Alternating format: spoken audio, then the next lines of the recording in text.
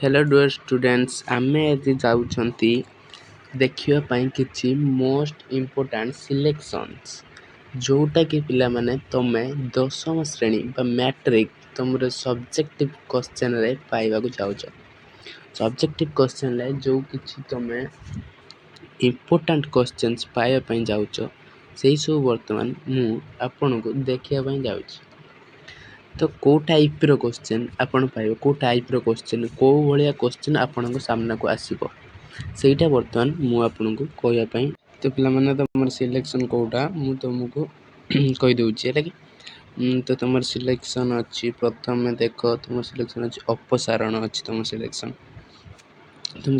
रे प्रथम अछि अपसारण एटा अछि तमर 1 नंबर पॉइंट रे टोटल टा मु देखै दउची जोटा कि अछि एटा सब तुमर अच्छी 1 नंबर पॉइंट रे आउतर हम देखे दूची एतर फाइट रे देखे दूची तुमको एटा देखो तो पिला माने एटा तुमर अच्छी 1 नंबर पॉइंट रे अपसारण प्रतिकल्पन वज्र गुणन पिला माने एथिरो तमे निहाती 5 मार्क न 10 मार्क रो सब्जेक्टिव क्वेश्चन फेस करिवो काइना पिला माने एथर क्वेश्चन पेपर बेसी हार्ड रोनी इजी क्वेश्चंस रोजी एमसीक्यू देखो कि सब्जेक्टिव देखो बेसी हार्ड क्वेश्चन आसुनी इंग्लिश हो किंबा एमआईएल हो बेसी हार्ड क्वेश्चन पिला माने आसुनी सेति भाई मो अनुसार तमे एई तीनटा तमे गुटे तमे पाइबो निहाती 5 हो किंबा 10 हो कोन कर जानि पहले पिला माने 5 हो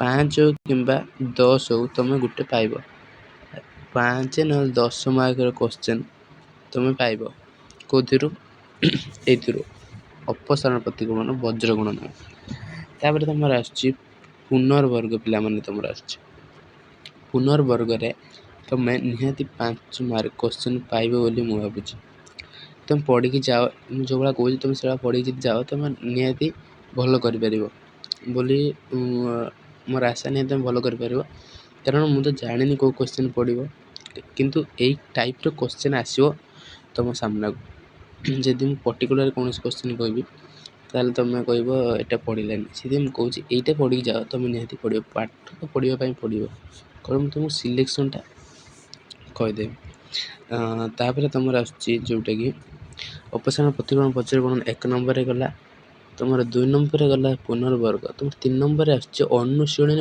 1C एटा तमर मोस्ट इम्पोर्टेंट रोज पिला माने एथिरु बी एत जेति मु लेखिरा सब मोस्ट इम्पोर्टेंट 3 नंबर रे बी तुम जो अनुशीलन 1C टा अछि अनुशीलन 1C टा अछि जो एटा पिला माने बहुत इम्पोर्टेंट तमर एथिरु तमे क्वेश्चन 5 मार्क रो एथिरु पाइबो प्रथम तम 5 मार्क मु लिखि दउची एथिरु पाइलो बोली एथिरु पुणी 5 मार्क पुनर्वर्ग रो पुणी तुम 5 मार्क आसीबो अनुशीलन 1C रु जदि तुम एटी 15 मार्क जदि तुम एते एवल्ट मु जोला कोजी सेला जदि पढी गलो तुम 15 मार्क क्वेश्चन आसीबार संभावना रहउची हला एई तीनटी तुम 5 मार्क पाइबो अनुशीलन 1C सब भी पढ़िया दरकार नहीं जे तुम पढ़ी दउछ भलो छ जदि देखुछ ताल ठीक अछि जदि पढ़ी पारुन सब ताल तुम सिलेक्टिव नंबर्स नहीं आछि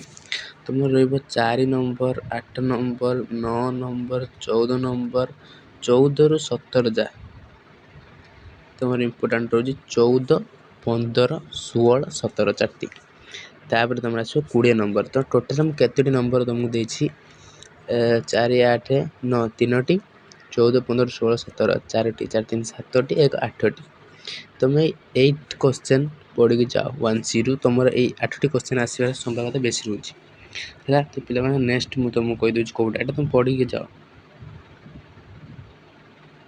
पिला माने तापर तुमर अछि कोन ना अनुशीलन 2B अछि तुमर पिला माने कोन अछि ना अनुशीलन 2B अछि तापर पिला माने देखंतु 2B रो कोटा आसीबार बेसी संभावना अछि मु कहि दउची प्रथमे तमे 2B रो तो तमे प्रथमे कोन देखिबो बेसी 5 नंबर टा तमे देखो कहि दउची तुमको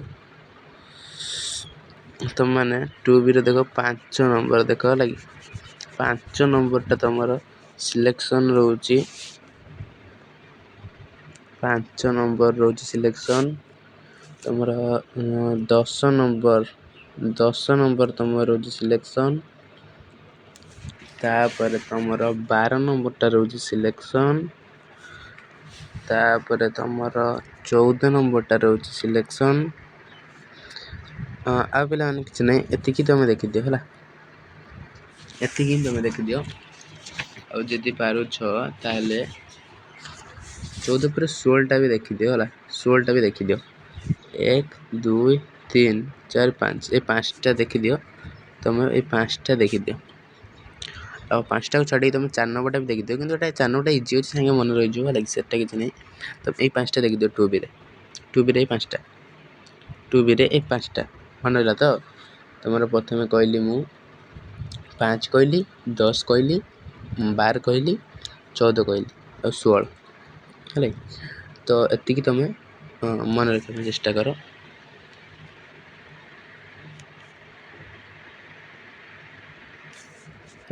ହେଲା କି ଏତିକି ତୁମେ ମନେ ରଖିବା ପାଇଁ ଚେଷ୍ଟା କର, ନିହାତି ତୁମେ ଭଲ କରିବ। 5 10 କହିଲି, 14 ଏଇଟା ତୁମ ବହିରେ ଏଇଟା ସବୁ ଚିହ୍ନ ମାରିଦିଅ, ଠିକ୍ ଅଛି, ଏଇଟା ଚିହ୍ନ ମାରିଦିଅ। ଆଉ 12 ତୁମ ବହିରେ ଏଇଟା ସବୁ ଚିହ୍ନ ମାରିଦିଅ, ଯେତିକି ନମ୍ବର। ପ୍ରଥମେ ଅପସାରଣ ପ୍ରତିକ୍ରମଣ ବଜ୍ରଗଣଟା ଦେଖିଦିଅ, ପୁନର୍ବର୍ଗଟା ଦେଖିଦିଅ, ଅନୁଶୀଳନୀ 1C ଦେଖିଦିଅ, ଏଇ ନମ୍ବର ସବୁ। ତାପରେ ଅନୁଶୀଳନୀ 2Bରେ ଏଇ ନମ୍ବର ସବୁ ଦେଖିଦିଅ। ବୁଝିପାରିଲ ତ ପିଲାମାନେ, ଏତିକି ତୁମେ ଦେଖିଦିଅ। ତାପରେ ଦେଖିବା ଆମେ କ'ଣ ରହିଛି ପିଲାମାନେ। ଏଇ ଯେଉଁ 2Bରେ ତୁମର ପିଲାମାନେ ମୁଁ କହୁଛି, ତୁମର ଏଇ 2Bରେ 17 ନମ୍ବର ମୋଷ୍ଟ ଇମ୍ପୋର୍ଟାଣ୍ଟରେ ତ ଯାଉନି, ସରି 17 ନମ୍ବର ତୁମର କ'ଣ ହେଉଛି ନା ଆସିପାରେ। 17 ନମ୍ବରଟା କାହିଁକି ମୁଁ କହୁଛି ପିଲାମାନେ, 17 ନମ୍ବରଟା ମୋତେ ଲାଗୁଛି ଆସିପାରେ ହେଲା। ମୁଁ ଏବେ ଦେଖିଲି ଯେଉଁଟା 17 ନମ୍ବରରେ ଅଛି XV2Y ଯା ଅଛି ହେଲା। ତୁମେ କେଉଁଟା କରିବ, କୌଣସି ଭଲସେ ଦେଖିଦିଅ ସବୁ ହେଲା କି, ତୁମକୁ 10-20 ମିନିଟ୍ ଲାଗିବ। ତୁମେ ଦେଖିଦିଅ ଖାଲି କେଉଁଟା ହେବ, ତୁମେ ଆଗରୁ ବି କରିଥିବ ଏସବୁ, ତୁମେ ଜାଣିଥିବ, ଟିକେ ଦେଖିଦିଅ ହେଲା କି। 17 ନମ୍ବରଟା ଖାଲି ଟିକେ ଦେଖିଦିଅ, କିଛି ଇମ୍ପୋର୍ଟାଣ୍ଟ ଯେଉଁଟାକି IXV3Y ହେଲା, ଏମିତି କିଛି ଟିକେ ଦେଖିଦିଅ, କାରଣ ଏଇଟା ତୁମର ଇମ୍ପୋର୍ଟାଣ୍ଟ ରହୁଛି। ତୁମର ଇଜି ମୋର ଏତିକି ସିଲେକ୍ସନ୍ ହିଁ ଥିଲା ପିଲାମାନେ। କ'ଣ ଏତିକି ସିଲେକ୍ସନ୍ ଥିଲା ପିଲାମାନେ ମୋର, ଯେଉଁଟାକି ମୁଁ ଇମ୍ପୋର୍ଟାଣ୍ଟ ଭାବୁଥିଲି ଏଇ ନମ୍ବର ସବୁ ପ୍ରଥମରୁ।